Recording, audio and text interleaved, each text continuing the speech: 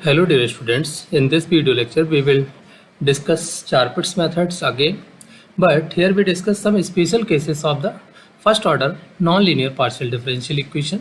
Okay यहाँ पर basically अब चारपिट्स का जो पूरा प्रोसीजर जिससे हम ऑक्सिलरी इक्वेशन लिखते थे वो पूरा ना लिख के हम कुछ केसेस यहाँ पर अराइज कर ले रहे हैं जिससे हमारी इक्वेशंस की जो सॉल्यूशंस हैं वो काफ़ी इजी हो जाएंगे. So let's see first one is case number 1.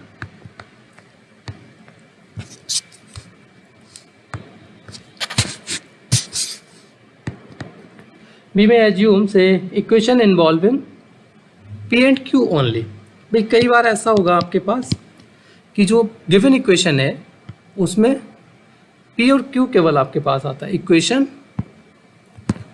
Involving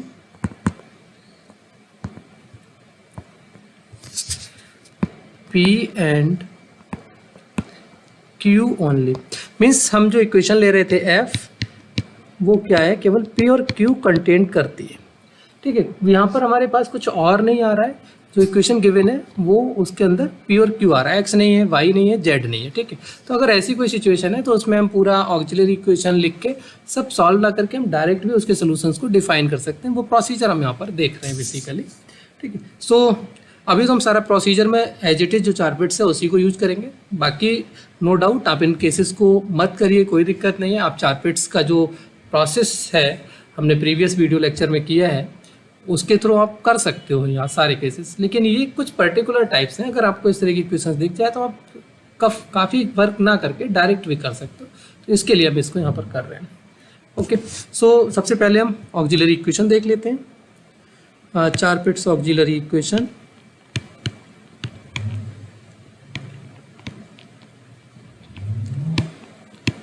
भाई कितना है हमारे पास, dp ओवर कितना आता था, fx plus z times of, मुझे भी याद नहीं है, जरा एक मिनट दोबारा से देख लो, भूल गया. Okay, dp upon fx plus p times of, it's not z times of, dp over fx plus p times of fz dq upon fy plus q times of fz and so on.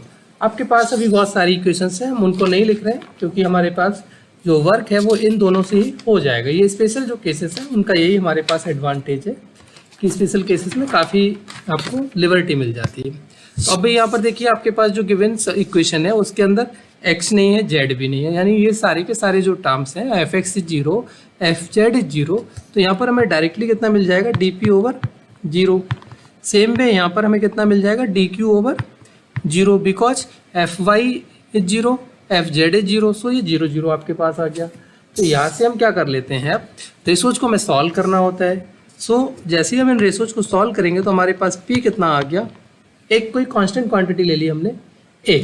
ठीक है, आप q को भी कह सकते हैं कि या p को भी कह सकते हैं, किसी एक को ही आप सॉल्व कर लीजिए, इतना ही आपके लिए इनफ है. ठीक है, तो हमने इसको ले लिया a. अब इसको हम पुट कर देते हैं गिवन इक्वेशन के अंदर, पुट इन 1 के अंदर पुट करते हैं, देखते हैं भाई क्या आएगा. f a comma q equals to 0. हमें यहाँ से निकालना है q, तो इसको हमने क्या कह दिया, सम अनदर फंक्शन से फाई a. q की वैल्यू मिल गई. अब सोल्यूशन आप कैसे डिफाइन करते हैं आपको पता ही है. Hence dz can be written as p of dx plus q dy. So what is the p, a dx plus q की जगह कितना आ गया, phi a dy.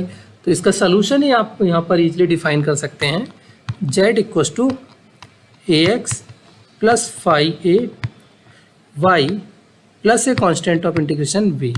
तो ये आपके पास इस तरह से सोल्यूशन आ जाएगा. तो यहाँ पर ये फाई है आपको इस फंक्शन के थ्रू जो आप यहाँ पर ये डिफाइन कर रहे हैं इसके थ्रू आपको मिल जाएगा. तो सिंपल आपके पास ये प्रोसेस हो जाता है. इससे आप बड़े इजीली क्वेश्चंस को सॉल्व कर लेते हैं. फॉर एग्जांपल हम एक क्वेश्चन सॉल्व करके देख ले रहे हैं भाई क्या आएगा. Say we have the equation p plus q equals to p q. हमें इक्वेशंस अपनी f की फॉर्म में ही लिखनी है. ठीक है, तो ये आ गया p plus Q minus P Q. This is totally depends on P and Q. ठीक है, तो हम चाहे तो आप यहाँ पे लिख भी लीजिए, given equation is of the form, given equation is of the form F P q equal to 0। तो आपको सिंपल यहाँ पर पता ही है कि भाई हम कैसे करके इसको डिफाइन करेंगे, क्या मिलेगा। तो आप डायरेक्ट इसका सोल्यूशन यहाँ पर डिफाइन कर सकते हो। So the solution is given by, so the solution is given by, भाई सोल्यूशन कैसे देते हैं, अभी ऊपर हमने लिखा है z equal to a x plus, यहाँ पर इसको हम एक अनदर कांस्टेंट मान लेते हैं V Y plus constant of integration C. ठीक है, सच दैट अब ये b क्या है, F A comma B is 0। ठीक है, इसको हम एक नंबर मान लेते हैं, जैसे स्टार या 1a, कुछ भी नाम दे दो, वेयर एफ ए वी, अच्छा हाँ एफ पी क्यू आपके पास डिफाइंड ही, this one is the F P comma Q, तो इसमें आप पुट कर लो। तो भाई इसको पुट करेंगे तो कितना मिल जाएगा, hence F A comma b equal to a plus b minus a b equal to 0। So you can find a minus b plus b is taken out, 1 minus a equals to 0. We want to find a, sorry b, a को as it is रख ले रहे हैं, b को find कर लेते हैं। So this is minus a upon 1 minus a, or you can say that a upon a minus 1. Hence our solution z is ax plus a upon a minus 1 times of y plus C. तो आपको बहुत कम work करने पर भी यहाँ पर बड़े easily solutions मिल जा रहा है। तो ये स्पेशल फॉर्म्स का एडवांटेज। अदरवाइज कोई ऐसा इशू नहीं है कि आप चारपेट्स ऑक्सिलरी इक्वेशंस पूरी लिखने के बाद पूरा सॉल्व नहीं कर सकते हैं, आप डेफिनेटली कर सकते हो, लेकिन आपके टाइम कंज्यूमिंग रहेगा। वहाँ पर आपको रेशो सारे ही देखने पड़ते हैं। जब हम इन फॉर्म्स को थोड़ा मेमोराइज कर लेंगे तो हमें फिर कुछ कम वर्क करना पड़ेगा। इसी तरीके से सेकेंड केस हम देखते हैं कि एक केस आपके पास एफ पी क्यू हो गया, अब दूसरा मान लेते हैं। सपोज हमारे पास इक्वेशन है, उसके अंदर इंडिपेंडेंट वेरिएबल्स नहीं आ रहे हैं। सपोज इक्वेशन नॉट इन्वॉल्विंग, ये थोड़ा हेडिंग टाइप में अच्छे से लिख लीजिए, equation not involving independent variables, independent variables. Independent कौन से होंगे, एक्स एंड वाई इन्वॉल्व नहीं करता है। मीन्स आपकी जो इक्वेशन है that is equation is of the form से एफ जेड आएगा, पी आएगा, क्यू आएगा और ये 0 मिल रहा है। तो अब आपके पास इस बार ये चीज़ें यहाँ पर दी गई हैं। सो चारपेट्स ऑक्सिलरी इक्वेशन अब मैं डायरेक्ट यहाँ पर लिख देता हूँ। ठीक है, अब मैं सारा डिस्क्रिप्शन ऊपर वाला नहीं दूंगा, तो डायरेक्ट यहाँ पर लिख लेता हूँ चारपेट्स ऑक्सिलरी इक्वेशन। आपके पास यहाँ पर P है, ठीक है, आपके पास Q है, आपके पास Z है। तो हम dP over fx plus P fz लिखना चाहते हैं और dq over fy plus q fz लिखना चाहते हैं। स्पेशली हमें इन दो की शायद ज़्यादा ज़रूरत पड़ेगी, तो मे भी हम यहाँ से शायद कुछ अच्छा काम कर पाए। ठीक है, सो और आपके रेस्ट टर्म्स भी आएंगे। fx देखिए यहाँ पर है नहीं, उसका हो गया 0, तो ये तो आ गया 0 प्लस p fz, आपके पास fz ही रहेगा, जो भी z आपके पास इन्वॉल्व होगा उसके अकॉर्डिंग आप इसको सेट कर लेंगे। dq over 0 plus q times of fz। तो इन दोनों से अगेन आप देखेंगे after the simplification you get dp over p and dq over q, क्योंकि ये fz आपका कैंसिल हो जाएगा। ठीक है, तो यहाँ से फिर अगेन आप इनको इंटीग्रेट कर लेंगे, इनको अगेन आप इंटीग्रेट कर लेंगे तो आपको कितना मिल जाएगा after the integration, on integration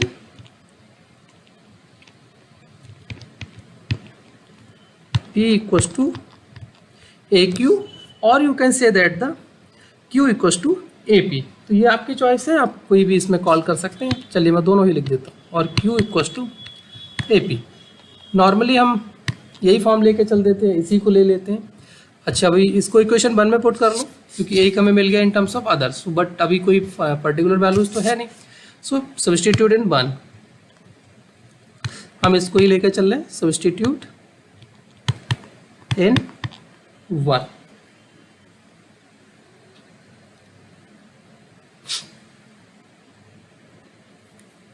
अच्छा नहीं, पी में ले लो, ये थोड़ा कम है, हम इसको ले लेते हैं, ये ज़्यादा अच्छा रहेगा। ठीक है, सो आपकी वैसे चॉइस है, आप इसको भी लेके चल सकते हो, पहले क्यों निकाल सकते हो। ठीक है, तो इसको अगर हम ले लेते हैं तो कितना आ जाएगा, एफ भाई पी आपका एज इट इज है, क्यू आपका ए पी आ गया, जेड एज इट इज है 0 आ गया। सो यहाँ से आपको ये जो रिलेशन आ रहा है इसे देख रहे हैं, this is the function of P and Z only, but हमें पी निकालना है, तो पी को हमने इधर रिटेन कर लिया और हमें एक अनदर फंक्शन मिल जाएगा, से something this is a comma Z type. A is एक आर्बिटरी कांस्टेंट, ठीक है, बाकी जेड इज द वेरिएबल। तो आपको ये पी मिल गया। इसी तरीके से hence you can finally write down Q is a times of P, that is a Z. अब आप सोल्यूशन अपना डिफाइन कर सकते हैं। हेंस सोल्यूशन क्या था, D Z equal to P D X plus Q D Y. सारी values रख लो।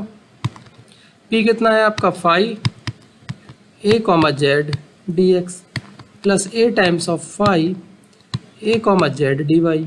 ठीक है, आपको ये 5 ए कॉमा जेड यहाँ से टेक आउट हो सकता है। ठीक है, तो इसको हम टेक आउट कर ले रहे हैं। 5 ए comma Z is taken out, this is D X plus A D Y.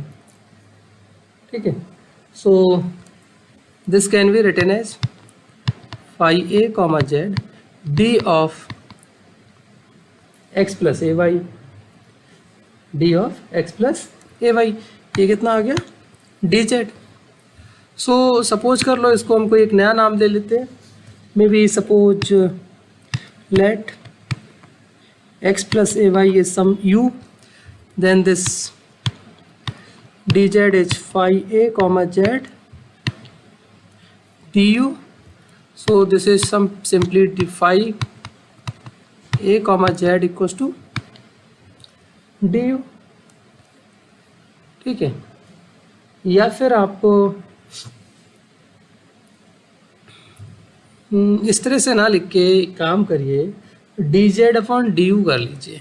इसको ऐसे मत लिखिए, आप इसको लिख लीजिए D Z upon D U equals to 5 times of A Z, and what is the value of 5 times of A Z, this is P. सो आप क्या कर लीजिए, जो आपकी इक्वेशन है उस इक्वेशन में आप directly D z over d you put कर लीजिए in place of P. Okay, in place of P U put D z over d u, and in place of Q U can put A d z over d you. और इसके बाद आपके पास जो पूरी equation है वो convert हो जाएगी जेड एंड यू के अंदर, और उसको आप इंटीग्रेट कर लेंगे। तो मैं यहाँ पर फिर से अगेन रिपीट कर दे रहा हूँ वर्किंग रूल, हालांकि मैंने पूरा डेरिवेशनल फॉर्म में आपको यहाँ लिख दिया है, बट मैं अगेन यहाँ पर मेंशन कर देता हूँ। हम क्या कर लेंगे, पुट कर लेते हैं हम p equals to d z over d u. U हमारे पास क्या होगा, x प्लस ए वाई टाइप का, जो हम पीछे अभी ड्राइव कर ही चुके हैं। q को हम क्या पुट कर लेंगे, a D z over d you put कर लेंगे। सो हमारे पास इक्वेशन किस तरह से फिर चेंज हो जाएगी, F D z over d u. ठीक है, जो f है वो आपने आप D z over d you में पूरी कन्वर्ट कर ली, तो z आपको मिल गया, u मिल गया, उसको हम इंटीग्रेट कर लेंगे। सो एक देख लेते हैं, एक क्वेश्चन ही देख लेते हैं पहले। Say for example one question, z equals to p square minus q square. Suppose ये है हमारे पास, तो वर्किंग रूल हम यहाँ पे यूज कर लेते हैं, put p equals to d z over d u, q equals to a d z over d u, and u is x plus A Y, ये हमारे पास अंडरस्टूड रहेगा, हमेशा हम पहले से इसको लेके चलेंगे, इसकी जो वैल्यू होगी वो यही रिटर्न करनी है। ठीक, इसको जरा पुट कर लो इस वन के अंदर पुट करेंगे, then z equals to p, p means d z over d u whole square minus a d z over d u whole square. I think d z over d u whole square is taken out, 1 minus A square, इसको हम Z की तरफ भेज दे रहे हैं, तो Z upon 1 minus ए square, और ये आ गया हमारा D z over d you. आप इसको ईजिली देख पा रहे होंगे, ये सिंपल ऑर्डिनरी इक्वेशंस में आपका कन्वर्ट होकर आ गया है लीनियर इक्वेशंस में। इसको अगर हम d z over d u define करें तो ये आ जाएगा root of z upon 1 minus A square, separable form आपको मिल रही है। ठीक है, तो यहाँ से आपको मिल जाएगा d z over root of z, और इधर आपको मिल जाएगा d u upon under root 1 minus ए स्क्वायर। इनको हम इंटीग्रेट कर देंगे तो ये आ जाएगा 2 अंडर रूट जेड इंटीग्रेट, तो आपको ये मिल गया। इधर ये तो आपका एज इट इज रहेगा क्योंकि कांस्टेंट क्वांटिटी है, अंडर रूट 1 माइनस यू है, और u plus A constant of integration, so 2 times of root Z, and what is the value of u? u is x plus A Y upon under root 1 minus A square plus C. तो इस तरह से आप कितने easily देख रहे हैं कि इन आंसर्स को एक्सप्रेस कर पा रहे हैं। तो ये आपका एक फॉर्म हो गया। ठीक है, जैसा मैंने अभी पीछे भी बोला है कि आप 4 बिट्स की ऑक्सिलरी करके भी करिए, कोई प्रॉब्लम नहीं, लेकिन आपने नोटिस करिए इस जो हमने यहाँ पर डेरिवेशन किया है और जो क्वेश्चन अभी सॉल्व कर रहे हैं, दोनों के बीच में एक डिफरेंस देखिए। डेरिवेशंस में हमें ज़्यादा टाइम कंज्यूम हो रहा था rather than to solving this question. तो आपके लिए यही स्पेशल केसेस के एडवांटेजेज है कि आप डायरेक्ट उनको बड़े कम टाइम में easily without any mistake solve कर पाएंगे। ओके, सो एक और आपके पास again another form may be known as third one. So separable equation, separable equation means equation कुछ सेपरेट करने वाली है, समथिंग लाइक दैट। ठीक, दैट इज हम एक सेपरेबल में भी इंडिपेंडेंट ऑफ जेड, अच्छा जेड नहीं है आपके पास इक्वेशन में, means equation is of the form that is x होगा, वाई होगा, पी होगा, क्यू होगा, बट जेड नहीं है। तो अगर ऐसी आपकी कोई सिचुएशन आती है तो उसको आप कैसे सॉल्व करेंगे ये आपको यहाँ पर देखना है। तो जैसा हमने यहाँ पर लिखा सेपरेबल इक्वेशन मीन्स हमारे पास कुछ सेपरेबल फॉर्म में हो जाएगा। तो मान लेते हैं सपोज इसका separable form f1 x, p हमारे पास है, और एक फंक्शन f2 y, q आ रहा है जो किसी एक अननोन कांस्टेंट के इक्वल से हम कॉल कर लेते हैं because these are the functions. ठीक है, और फंक्शंस आपके पास सेम तभी होंगे जब किसी कांस्टेंट क्वांटिटी के इक्वल हो। So we can from this one we can write p which is the function and one function of say x and this a। अभी प्रीवियसली जैसे हमने देखा ही, अभी मैं एक एग्जांपल भी आपको दे देता हूँ जिससे कि आपको थोड़ा आसान हो जाएगा समझना। दिस इज द फाई 2 से a, y और y, a। बेसिकली हम बात इस तरह की कर रहे हैं। सपोज हम मान लेते हैं कि हमारा जो f1 x, p है वो something x square plus p equals to a type है। तो हम अगर जब p निकालेंगे तो हमें मिल जाएगा a माइनस एक्स स्क्वायर, यानी जो फंक्शन आ रहा है वो a और एक्स स्क्वायर के टर्म्स में आ रहा है। तो वही हम यहाँ पर मेंशन कर रहे हैं बेसिकली। ठीक है, तो अगर फिर भी किसी को डाउट हो तो मुझे कमेंट सेक्शन में आप अपने डाउट्स भी पूछ सकते हो किसी भी स्टेप पर। मैं अक्सर ये हर वीडियो में ये चीज़ अक्सर नॉर्मली बोल ही देता हूँ। आप बेझिझक होकर आप ये मत सोचिए कि कोई यहाँ पर आपको वीडियो दे रहा है, आप सीधे ये सोचिए आप अपने क्लासरूम में हैं और आपके सामने आपका टीचर है, आप उससे डायरेक्टली क्वेश्चन कर सकते हैं। यहाँ पर बस यही फैसिलिटी हमारे पास नहीं है। आप मुझे कमेंट सेक्शन में दीजिए, मैं आपके जितनी भी प्रॉब्लम्स होंगी उनको हैंडल करने की कोशिश करूँगा कि टाइम बाउंड के अंदर आपको डिस्कस कर सकूँ। ओके, और जैसा मैंने अभी प्रीवियसली 1-2 वीडियोज़ में बताया है कि मेरा मेन मोटिव सिर्फ ये है कि हम उन लोगों तक एक अच्छी इन्फॉर्मेशन शेयर कर सकें जहाँ पर बहुत सारे स्टूडेंट्स के यहाँ पर टीचर्स नहीं होते हैं, बहुत सारे स्टूडेंट्स के यहाँ पर उनकी अपनी कुछ पर्सनल प्रॉब्लम्स हो सकती हैं, वो रेगुलर कॉलेज नहीं जा पा रहे होंगे, कुछ भी प्रॉब्लम्स हो सकती हैं।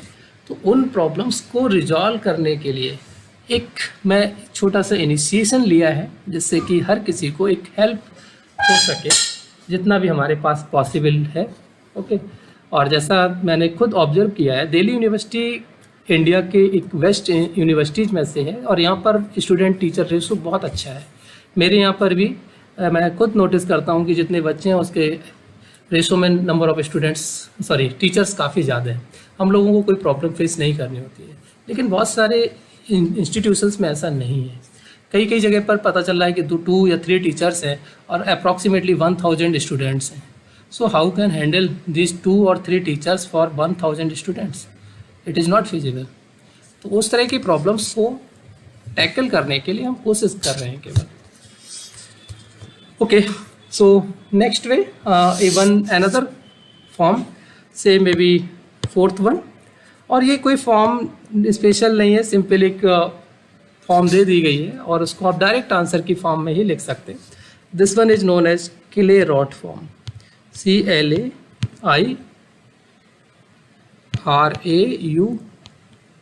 क्लेरॉट्स form means if the equation, कौन सी फॉर्म को हम क्लेरॉट बोलते हैं? If the equation z equals to px plus qy plus fpq।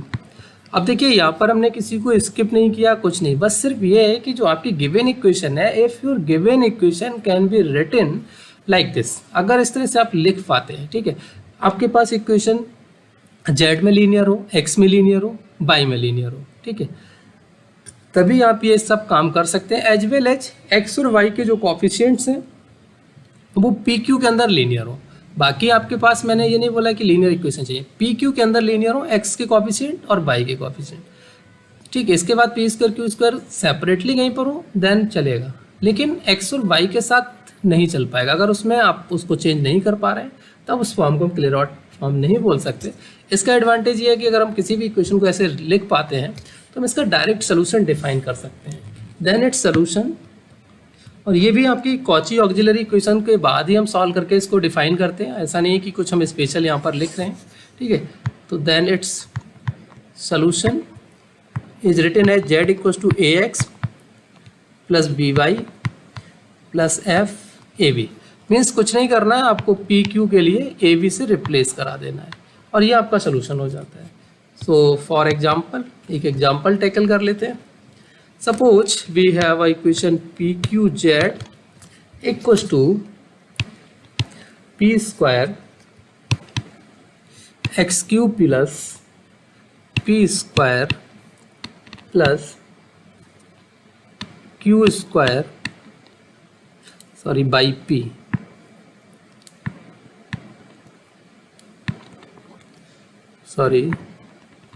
I think ये कुछ प्रॉब्लम कर रहा है पेन, सो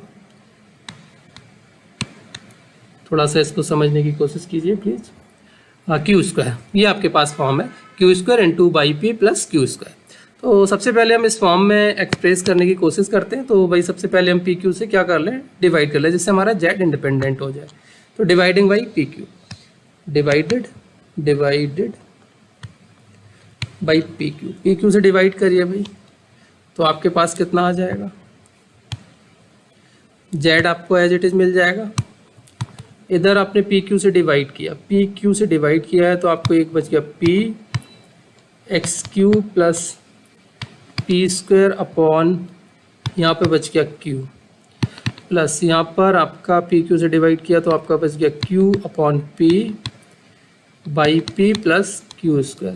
इसको अंदर शिफ्ट भी करा लो, शिफ्ट कराएंगे तो ये हो गया PX प्लस इसको जब शिफ्ट करेंगे तो हो गया P³ अपॉन Q, इसको शिफ्ट करेंगे तो ये हो गया Q/, प्लस ये हो गया Q³ अपॉन P, ये आ गया Z। So Z equals to, this can be written as PX plus Q/, plus P³ upon Q plus Q³ upon P। तो ये आपके पास, आप इसको देख पा रहे होंगे, this is the Z equals to PX plus Q/, plus FPQ। तो समथिंग इस तरह की आपकी फॉर्म आ गई। तो इसको आप क्या कह देंगे, क्लियर फॉर्म। तो आप मेंशन कर लीजिए which is in clear form, hence the solution is solution is given as z equals to ax plus by plus f ab, यानी a cube upon b plus b cube upon a। तो ये आप यहाँ पर easily इसका solution define कर दे रहे हैं। सो इस तरीके से आप बड़े इजली जो चारपिट्स मेथड के थ्रू नॉन लीनियर इक्वेशंस है, अगर इस टाइप की कोई पर्टिकुलर फॉर्म आपके पास मिलती है, then you can easily write the answers.